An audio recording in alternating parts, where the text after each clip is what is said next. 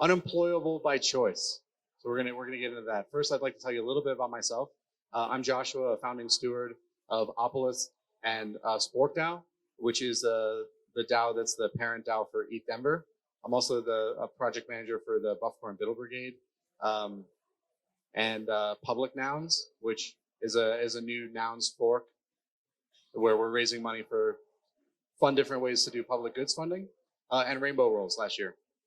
I came to Web3 from Lyft, where I was doing user acquisition and driver growth, and I got to meet tens of thousands of drivers and experience what an unemployable person doing the gig work really, like what they go through in daily life. And before I was Lyft corporate, I actually drove for Uber and Lyft for about a year.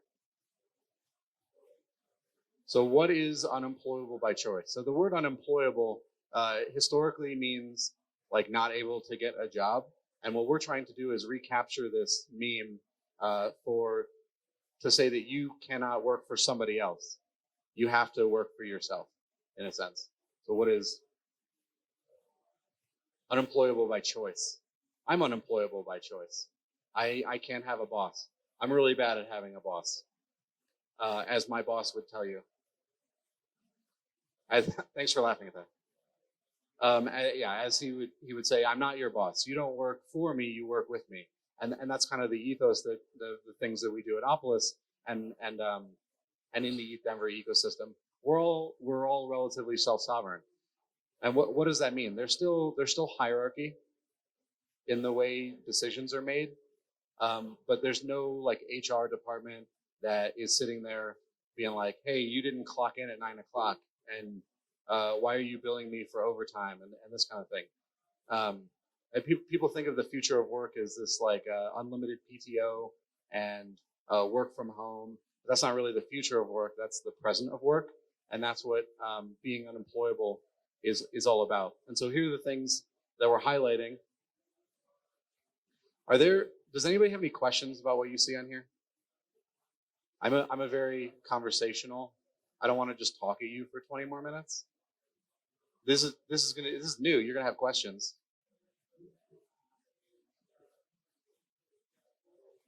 So UBC is unemployable by choice. Yeah, not like the UBI, which is universal basic income, which I do think is I mean, this is one of the great things that Web3 has created. It's this accidental UBI where we work in these regenerative ecosystems where you just play with a tool, you get an airdrop, and it's like, oh, here's my UBI. And this kind of goes to one of the things. Actually, I should probably just talk through the slides because we'll get to that. All right, so there's a 5-step process to becoming unemployable by choice. Step 1, we need to talk about the legal considerations, and the jurisdiction here matters. But the most important part is that you wrap yourself in whatever legal entity is good for you in the jurisdiction where you work to be able to set yourself up for success and limit the amount of liability that you have in the ecosystem. In the US, this is basic wrapping yourself in an LLC and then electing S Corp, which is making it so that you're able to employ yourself. So if you have a vanilla LLC, and a lot of people do, the IRS considers this just a pass-through. And what we do is make it so that it's not a pass-through.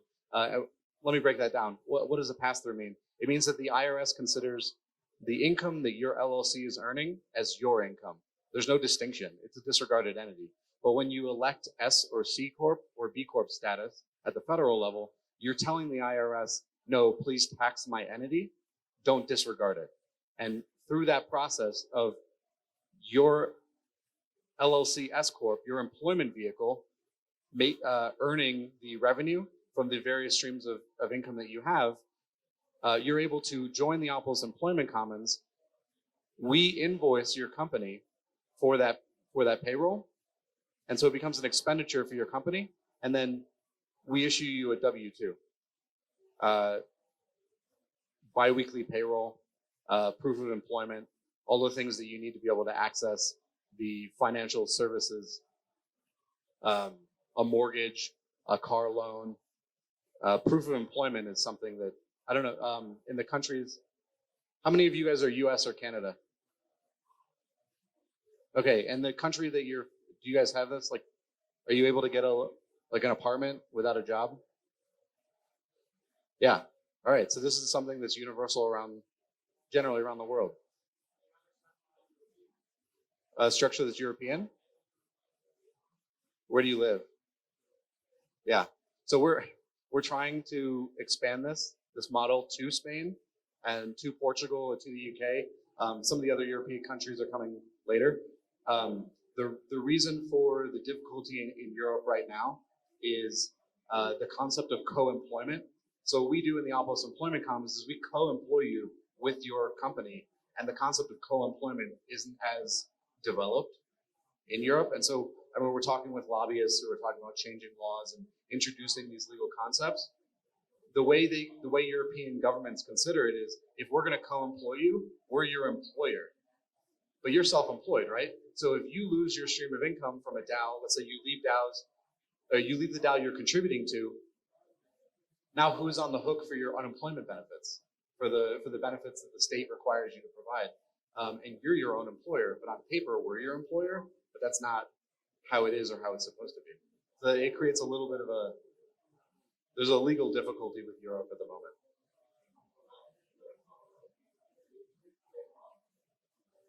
Okay, 2, strategize around your payroll.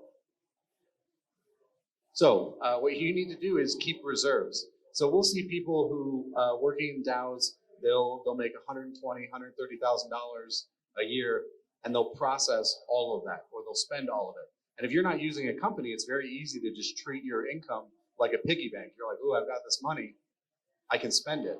But then come April, you've got this big tax bill because you weren't withholding and you weren't paying attention to what the tax man wants, right? So you need to keep reserves for a rainy day. What we recommend is only paying yourself somewhere between 70 and 80% of your gross. So let's say you're bringing in like 120, 130, only paying yourself 90 to 100. I'm really bad at percentages, so nobody count me on that math. It's kind of just, but like leaving some reserves so that you, as somebody who works in DAOs, most DAOs, you only get paid when you contribute, right? So what happens when you go on vacation? Are you still getting paid? Do you still submit to a forum to say, I'd still like to get paid for this time, but I was on vacation? No, in many cases, many DAOs, you're not going to be able to do that. But if you are holding reserves for yourself, you're going to be able to continue processing your payroll and continue accessing these benefits without new money coming in. You also have the added benefit of, like, if you lose your job, being able to continue to pay yourself and not have to worry about regressing to a W-2 job. All right, maintaining compliance. This is another important one. I love to talk about Al Capone. If anybody's been to one of my talks before, you already know the answer, so don't shout it out. But is anybody familiar with Al Capone? Alphonse Capone, Scarface? One of the most prolific and famous gangsters in American history. I'm a big fan, but because we're both from Chicago, and so, you know, Chicago pride. He's responsible for killing like over 400 people, racketeering, gambling, prostitution, selling alcohol during the Prohibition. And what did the government get him for? Tax evasion. Because the government does not care if you do all that other stuff as long as they're getting their cut. That's not financial advice. Don't break the law, okay? But I do want to say pay your taxes. A very important thing is to pay your taxes. And what we do is help you to be compliant. All right, you're a DAO contributor, and you're working for a couple different DAOs, and some of them pay you in ETH, and some pay you in stable coins, and you're sitting here going, what do I even owe on? Like, this isn't a bank account. Do I still owe taxes on this?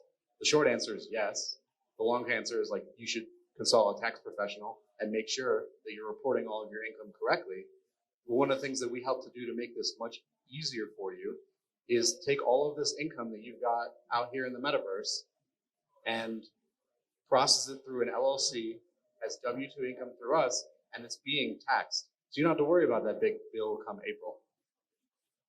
And pay your taxes. Yeah, definitely pay your taxes. If there's one thing I want you to take away from this, is that Opulus is not a tax evasion strategy. It is a tax compliance strategy. We're doing some really cool stuff in the entire ecosystem. I'm sure all of you are working on things that are going to change the world. A lot of people who are running the world now don't like that stuff. So they're going to throw everything they can at us to get us to stop building. And one of the things they have at their advantage is that crypto and people who use crypto don't really understand how tax compliance works. And this is a big black hole that a lot of people are falling into. IRS just hired, like, I don't know what the exact numbers are, but a lot of new agents to start doing enforcement over the next few years. Okay, step 3, procure your benefits to eliminate dependency on corporate employers. So, like myself, like many of you in the room, you've probably worked for Consensus at some point or some other large Web3 entity, right? When I was let go from Consensus, I had to go on something called Cobra. Cobra is a government-backed insurance plan that allows me to maintain my insurance, but without any of the subsidy. So I was going from paying $400 a month to $2,400 a month in just premiums. That's not even care, that's just the healthcare premiums. So all this to say, healthcare in the US is broken, and going from employer to employer creates a lot of these inefficiencies that they're not good for you, they're not good for the companies. But one of the strategies that you can take to get around this is by employing yourself and accessing the benefits yourself. So we call this portability of employment. So you can invoice 4, 5, 6 different DAOs. You can invoice, you can drive for Uber, you can do any Web2 employment. It's not Web3 specific. All these different streams of income are to you. But if you're subjugating yourself to a W2 employment, when you leave that infrastructure, you have to, you're removed from this plan. You have to find another one, and then maybe you have a gap in coverage. It's not a good. And the Europeans here are like, "What are you talking about? The government gives us insurance," and it's one of the great privileges that we wish we had in the U.S. Okay, so you also want to plan for retirement, and as part of your paycheck process, you can actually withhold some of your income to process into employment-based 401k. There are IRA providers. You want to be thinking about the future. A lot of us don't, but you should be thinking about the future. Because that's what we're building for, right? Well, what are we going to leave behind for our children and our children's children? Inflation and yada yada, and we're going to end up in our 60s and 70s and not have any money. So you should be thinking about it. And we just talked about portability. Okay, step 4, build community and diversify your work streams. Okay, we talk a lot about in the ecosystem about how is it sufficiently decentralized? You point to something on the panel we were just on, Polygon was brought up as an example of like, is it sufficiently decentralized? Probably not. But where they lack in that, they do great in other things, right? Mass adoption. When you think of sufficient decentralization, you have something in mind, like Solana, for example. That was like, I don't know, is it still in maintenance mode? I have no idea. Well, a lot of us don't take that practice to ourselves and think about it personally. Are you sufficiently decentralized? If you have one source of income, you're not sufficiently decentralized because that source of income could go away and now you're stuck. You're screwed. But what you could do is plan ahead. You can start to develop these contractor relationships where you're giving this DAO 25% of your time, this DAO 25% of your time. You're doing this, your former W2 employer, you say, I'd like to continue consulting for you. I'll give you 10% or I'll give you 4 or 5 hours a week.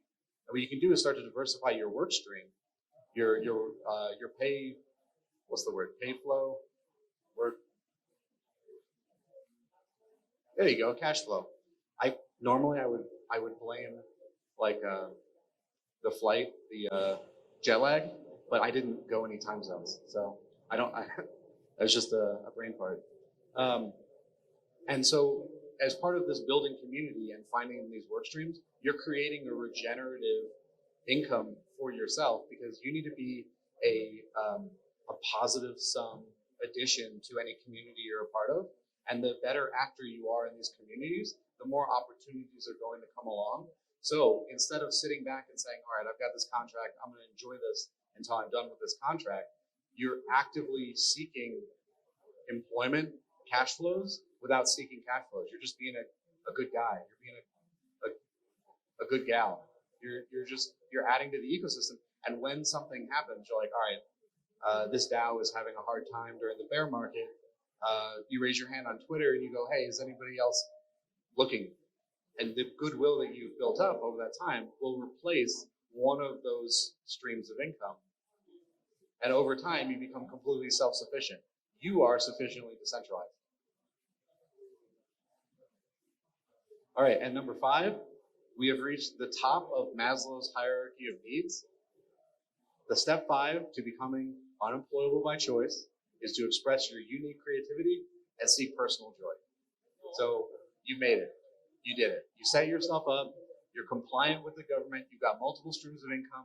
You're being a value add, an added benefit to the communities that you participate in. And now you can reach the self-actualization in DAOs. You can focus on the things that you want to focus on. You'll start to notice that you have more free time to focus on. The panel we just did was on Ikigai, which is the Japanese concept of finding the middle of between what are you good at, what does the world need, what will somebody pay you for, and what's the 4th one? Yeah, what do you want to do? And at the center of this, you can start to focus on these things because you've optimized your time, you've optimized your income. It's not about just chasing the max amount of dollars, but you've set yourself up to where you've got a nest egg for retirement. You're contributing to it regularly. Your life is just going well. Everything's great. You get to come hang out in Bogotá with all your favorite people and make more friends and generate more opportunities, and the entire cycle regenerates.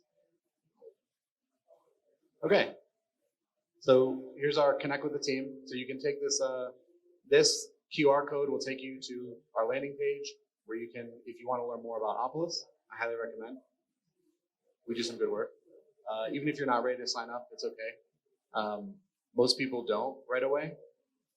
For US people, you should be thinking about open enrollment, which is right around the corner. All the employment plans change over. You get to choose your new health insurance. January 1, beginning the new tax year. It's all, the circles align. We also have, sorry about that. We also have a bunch of POAPs that we're giving out. I have one that you can come scan.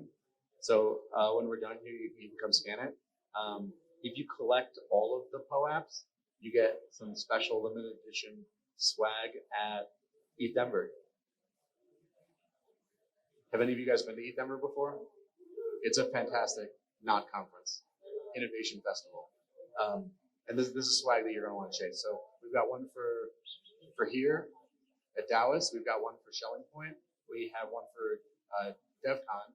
And then there's a few of us who have individual ones that we're giving out. Okay, I have 5 minutes left. What do you guys want to talk about? I know there are questions.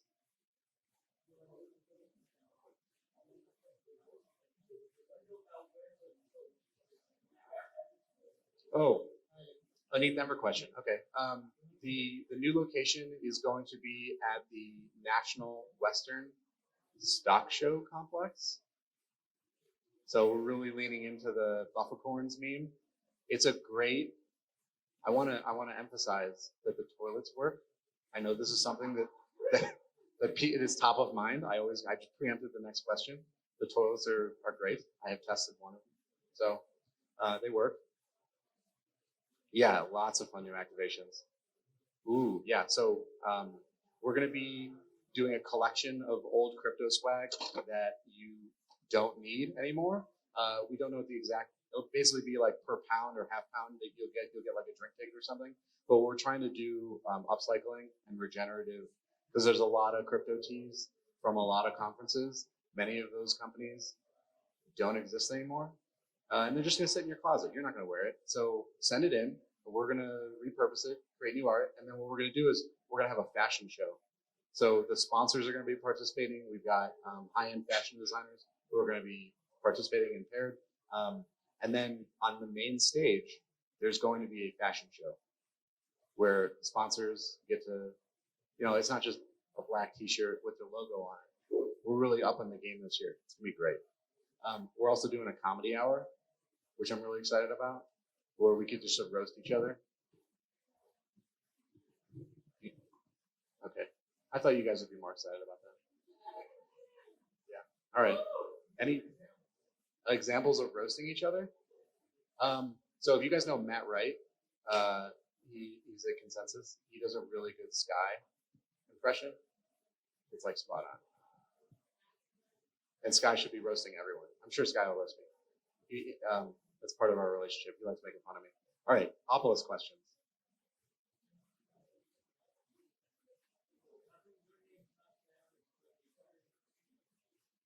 Oh, because I'm not an ambassador. But if you choose one of the other categories, it's like a steward. I'm a steward. No, that's a good question. Thank you for filling out the form. You're setting a great example for the room. All right, we're live in 49 US states. We're not in Arizona because of arcane, stupid laws and mafia corruption. We'll probably be in Arizona sometime in the next decade. And we're expanding currently to Ontario and British Columbia. So if you live in one of those provinces of Canada, you should sign up January 1. We've got a great deal going on. And then if you live in a country where we're not covered, but you're like, hey, freelancers are here, the social health care is not great, this could be a benefit, also sign up, tell us where you are. Once we get 20 people from a country who are like, hey, we need you, we'll hire lawyers and like start to process that. And as my final thing as I go out, I will say, I say this everywhere, and everyone's like, hey, you should come to my country. And nobody fills out the form, and we're not going to come to your country. So you like the greasy wheel gets the squeaky wheel gets the grease. Be the squeaky wheel. Okay. Thank you for coming to my not TED Talk.